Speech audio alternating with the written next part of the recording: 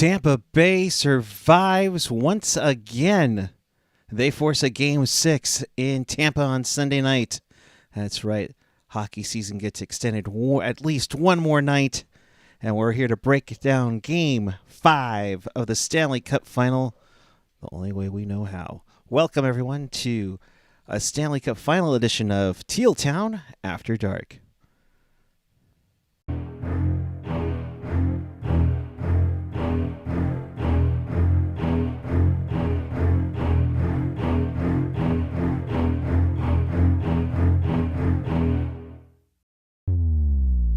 Evening, everyone. It is June 24th, 2022. The Tampa Bay Lightning survive Game 5. And what a game that was. Welcome to this Stanley Cup Final edition of Teal Town After Dark. I would say we do this after every game, but, we took the first 4 off, Work gets in the way, people. If you want to be part of the show, here's how you do it. Chat with us and fellow hockey fans across Sharks territory and all over the world. Of course, follow us on the social, Twitter, Instagram, Facebook, YouTube, SoundCloud, Reddit, Discord, and find everything at tealtownusa.com. And with that, you have yours truly, Puck Guy here. Good evening, everyone. Hope you're doing all right. It's been a while since I've been on. Hope you've been doing well and enjoying this Stanley Cup Final. This has turned out to be the series I think everybody was hoping for. Yeah, they had the 7-0 shutout in Game 2 with Colorado just demolishing Tampa. And then Tampa comes back with a 6-2 victory in Game 3. Game 4, I think we saw that intensity a little bit more. And then tonight, folks, I think this was probably one of the more intense Stanley Cup Final games I've seen in some time. And yeah, maybe that has to do with what's been going on in the pandemic and everything and everything that's going around the world right now. And let's be honest, what's going on in the United States here. It's a welcome distraction for a little bit. But let's get to it, shall we? Oh, Ian wants to jump on. All right. Hang on, Ian. Let me get you on. I just had a feeling he would. All right, let's get him in here. Ian Reed. Buzz him up on the Skype here as the Tampa Bay Lightning beat the Colorado Avalanche 3-2. Mr. Reed, are you with me, good sir? Yeah, can you hear me? I can hear you. Oh, you probably can't see me, though. Give me a second. I will fix this. Oh, okay. Yes, we need to see the beautiful flow, my friend. I got a hat on, but close enough. There we go.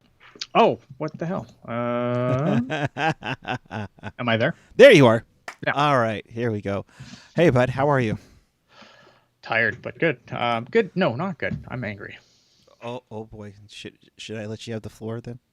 No, I mean, look, it would have been nice if things wrapped up tonight. And now I don't have to worry about, trying to find a little corner to watch the game on Sunday when I'm first day of my vacation. It would have been nice if, Colorado could have taken care of their shit, but they didn't. And, I did say Avs in 6 on the prediction show. Right. So I'm still writing that, but man, yeah, it makes you a little nervous though, because like I said, I think on the prediction show, I said like the longer the series goes, I think the more it favors the Lightning. But I'm still sticking to my guns. Colorado's going to get this done. Yeah. All right. Do you put it all on Darcy Kemper tonight? No, I don't think so. I didn't like. I think the second goal I didn't really like, but the third goal, they just got him going left to right. And when you play that kind of hybrid butterfly style, if you go left to right, it's going to open the 5-hole. And they got the shot through the 5-hole on the game winning goal. Yeah. So it's just, that is what's going to happen when you play that style and you get caught moving left to right. Yeah. And overall, even with Vasilevsky, things looked a little weird. Even the 2 goals that Colorado scored from Nikushkin and Makar, Nikushkin, it almost looked like Vasilevsky was trying to make a soccer kick save on that one, and then Makar goes off of Chernak. Yeah. It's just that's our phone blowing up. I know. Both Angry. of ours. Angry phone. What's going on? I don't know, but I don't see any trades yet or anything just yet. I think we saw earlier, about Barry Trotz, but we'll get to that in a little bit here. So Jan Ruda goes 95 miles per hour at 15:23 to make it 1-0. That's the only goal scoring. An intense first period, and it seemed like this game, as I was saying in the opening, Ian, oh man, this was a great, chaotic, intense playoff game. And for a 3-2 final, I was very entertained. Oh, don't get me wrong. I mean, would I have preferred the Avalanche to take care of their business tonight? For sure. But no, I mean, going into this series, we thought it was going to be a good series, and it has been for the most part. I mean, I know that the Avs were up 3-1, and it probably, it got off a little lopsided, but I think as the series has kind of settled in, it's gotten better. The last few games have been just unreal hockey. I think you're not going to find better hockey than you're seeing in the last few games. Yeah, no, it was absolutely amazing. So like we said, Nikushkin gets his 9th off of a kick save from Vasilevsky. That tied it up. And then a power play where, you're so used to Stamkos being in that spot. I want to call it the Ovechkin spot for the one-timer. And then the one time that he actually fakes it back to Kucherov, and that goes in to make it 2-1. Yeah, and again, I don't think I know it's easy to get like a little bit annoyed with Darcy Kemper a little bit here, but I don't think he saw that. If he did, then I don't think he saw it. And I think it was the first goal that I didn't like, because that one was fine. I thought the second goal was fine. I thought the third goal was fine. I don't think he saw it. Yeah. And if he can't stop what you don't see. No, and huge props to Corey Perry, which sounds disgusting coming out of my mouth. But I mean, he was in there with the screen and threw Kemper off. But Colorado's been turning up a notch, and Cale Makar, my goodness, he gets his 8th, 29 points for a defenseman. Norris Trophy winner. Norris Trophy winner. Going into the series, I thought Cale Makar was like a shoo-in for the Conn Smythe if the Avalanche won. I'm not 100% sure if that's the case anymore. I think Landeskog has also really made a huge case for himself to win the Conn Smythe should the Avalanche pull this out. So I'm curious to see how that's going to go, because going in I thought it was going to be Cale Makar with like a bullet, but I think Landeskog's been also really, really good this final. Oh, Landeskog has been fantastic here. But man, Makar has been unreal. He's getting the Bobby Orr hype, which I think that all started with Gretzky going in the conference final. What do you say? Are we talking like generational defensive talent? Because he's Cale done it Makar both is ways. really good. Yeah, Cale Makar is really, really good. He's a really good player. Generational, I don't know if I'm there yet, but he's absolutely elite. I think he's one of the best defensemen in the league, and I don't think it's particularly close. Generational, though, I don't know. I guess you could make that argument, but I think he's absolutely elite. Yeah, though he's been fantastic in the leagues. Mm-hmm. Unreal. All over the ice for sure. Even Devon Taves was coming up, and Bowen Byram was coming up in the rush in that third period. But Andre the Giant goal scorer is what I tweeted out. This guy has been finding ways to be clutch here, and that's just crazy. Yeah, Andre Palat is going to get paid this offseason. Oh my goodness. Again, it's one of these guys that are, like the Tampa Bay Lightning. They're going to, regardless, I think what happens here, like they just keep spitting out guys that are absolutely ringing the bell. And how can you blame them for ringing the bell when they have performances like this? Yeah, no, and he's had, he's got 11 goals in this playoff year, countless, game winners. I mean, let's be honest here. He gets a goal late in Game 3 of the conference final, where the Rangers were on the verge of going up 3-0 on this team, and and he does it again to keep this team in just absolute craziness alive. Al in the chat saying win a cup first. I don't know. Is that with to do with Cale Makar being generational? See, I don't think that matters. Like, if you can't see that, you're dumb. Like, no, I'm not saying Al's dumb here. I don't want Al to feel attacked here. I'm not attacking Al. Oh, boy. But like, I feel like it's just like generational talent is just like it's a level of skill, and I don't think that padding your resume with Stanley Cups makes you a generational talent. You either are or you aren't. I'm just not sure he is. I think he's absolutely elite. I just don't know if he's generational. He's on the cusp, though. I think. I mean, the cup will get. I think you could make a really good argument for it. But I don't know. I really like Cale Makar too. I just think generational's a label that gets thrown around too much, a little too willy-nilly. Yeah. I see Mr. G in the chat. Obviously a Lightning fan. Where they win or lose, just an incredible lose that they're just getting older. Yeah, I mean, it's just crazy run absolutely. For the Avalanche or for the Lightning. Yeah, and look at I have a dog in this fight because if the Avalanche win, I win the bracket challenge in our little podcast group, right? This is why I'm cheering for the Avalanche. The Lightning are a hell of a team, and I don't think for a second that I don't have respect for this Lightning team. I think this Lightning team is very good. I think they are dangerous. I think I don't feel comfortable like writing their eulogy yet because they're the Tampa Bay Lightning. And, there's other teams where I think even if I was like, oh yeah, okay, they won, but it doesn't matter. We all know how this is going to end. Until this Lightning team is dead and in the ground, I am not writing their eulogy. Gotcha. And kind of going with what John Martin just said, all the momentum now with Tampa. I don't know if I agree with that per se. I think, look at these last 3 games, especially the last 3 games, I think have been really, really good.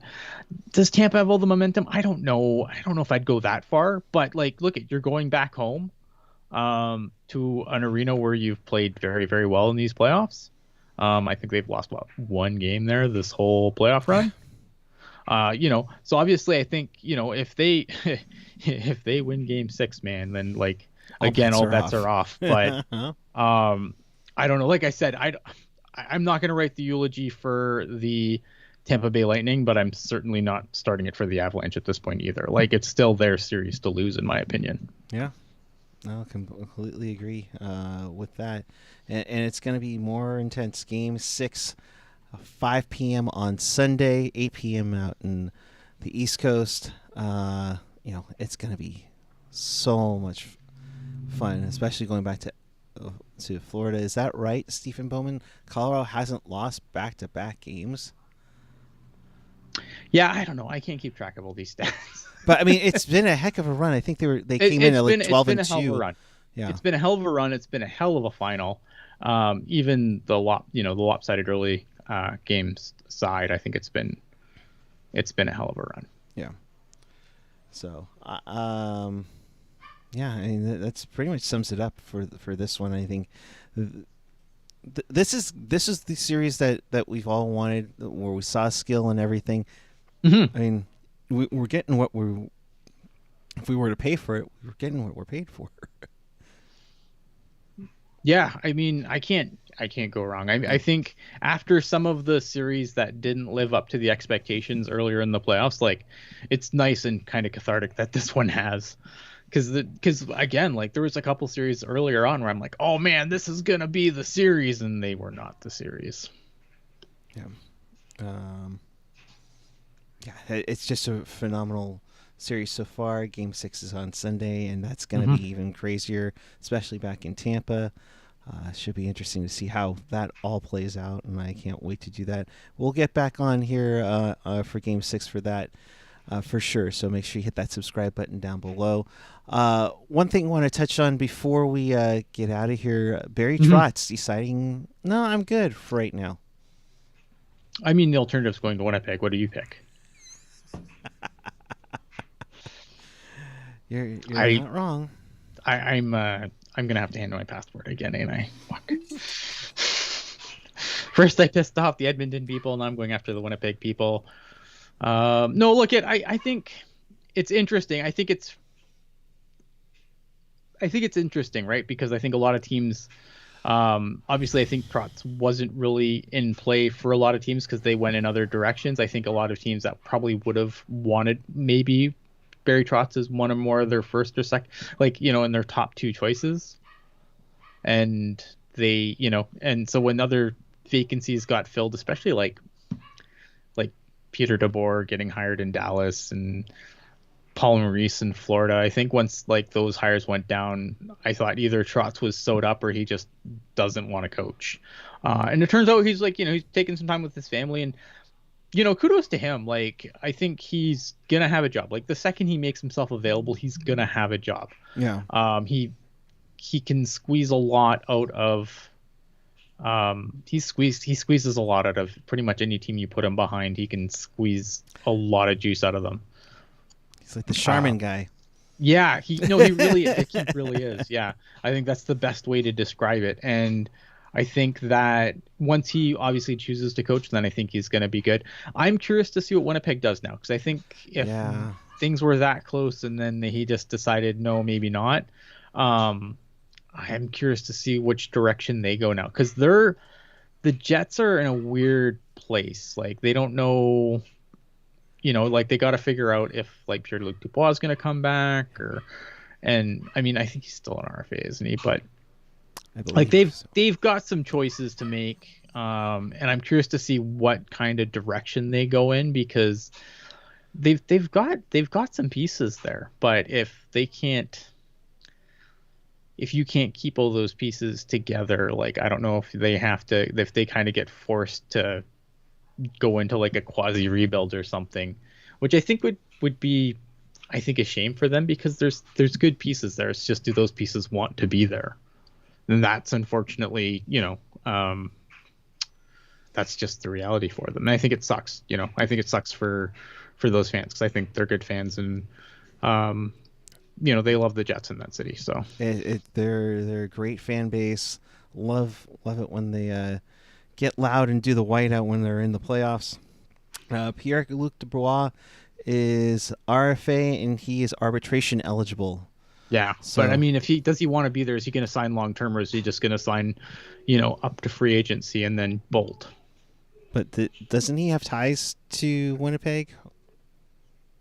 I thought he had some sort of ties. That's why he went from Columbus. So we'll see. I don't know. So. Yeah, I don't know. I mean, it's like I said, it'll be interesting to see what direction they go in. I think if you bring in a guy like Barry Trotz, then obviously you're trying to climb back into the mix.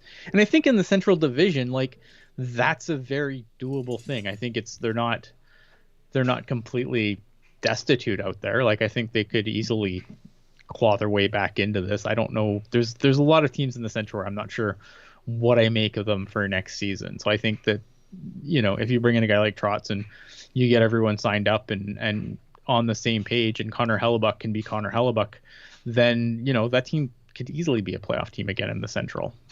Oh, totally. I mean, they upset Edmonton in 2021 in the bubble, and I thought they were going the right direction. Then Maurice steps away, saying he needed some time, and all of a sudden now he's in South Florida. But yeah, in the chat saying Detroit in the chat, right?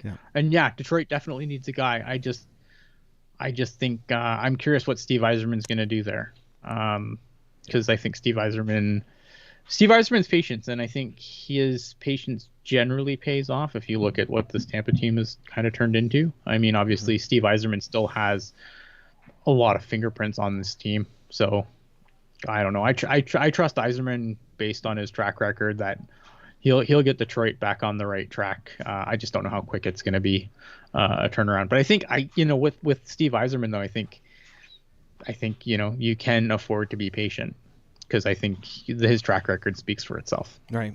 I mean, he built this team that we're watching in Tampa. He doesn't get a ring out of them, but he definitely has his footprints. Yeah, there's Yzerman fingerprints all over this team for sure. All right. So I just want to jump on here for a quick recap of this one.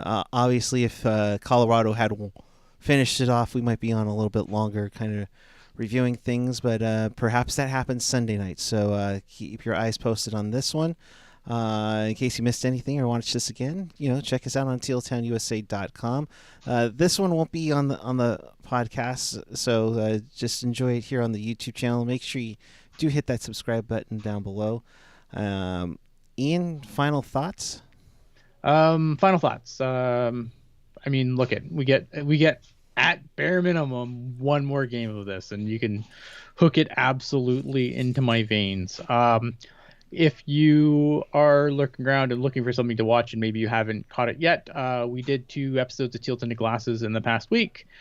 We did one where we upset the good people of Edmonton, and we did another where we ranked, where we gave a tier list for all the NHL goalies. Just good, fun, off-season stuff that we kind of always do on Teal Tinted Glasses. So if you haven't checked that out yet, super appreciate if you do check that out and let us know what you think. Aside from that, though, man, I'm leaving Sunday morning and I'm jacked. You won't believe where Aaron Dell ranks. My soul. It hurts my soul. So with that, we're out of here. See us after Game 6. And until then, keep it real, keep it teal, keep it real teal. Does the cup get hoisted on Sunday, Ian? I think, yeah, because I feel like Colorado's going to win this thing. That's my pick. That's what my gut says. But if they don't take care of this in Game 6, then I don't know. Yeah. That was my pre-pick before before the series started. I said the Avalanche in 6. I'm sticking with it. I've done it pretty much through this entire run. I've stuck with my bracket. I've stuck with my picks, and so far it's worked out really well. I've gotten 2 series wrong this whole playoff. That's it, and I think that's pretty damn good. That's pretty. I'm good. Sticking with it. I had to twist my arm to go Colorado in 7, but my main prediction was we get a Game 7 overtime in the Stanley Cup Final. Oh, I'm hoping we almost got another overtime game tonight. So.